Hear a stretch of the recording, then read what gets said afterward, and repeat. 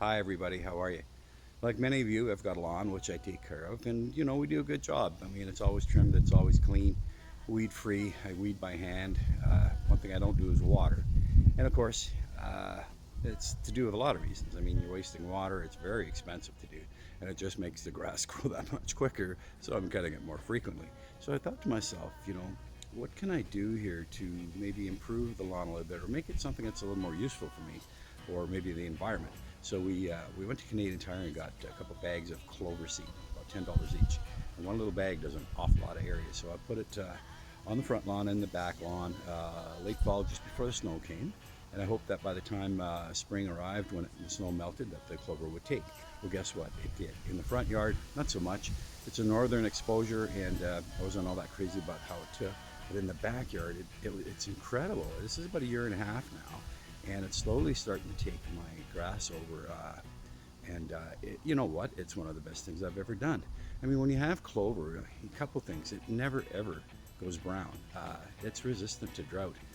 It's so hardy, almost nothing will kill it. Weeds won't establish themselves in it because the clover becomes the dominant plant and chokes out any dandelion kind of thing.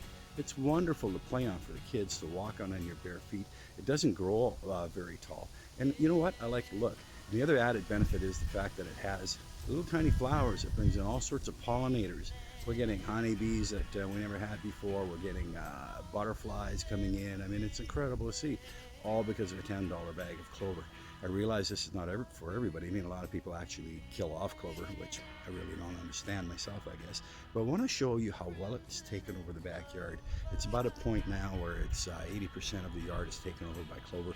I'm going to let it do its thing and take the whole yard over because I really like the way the clover looks.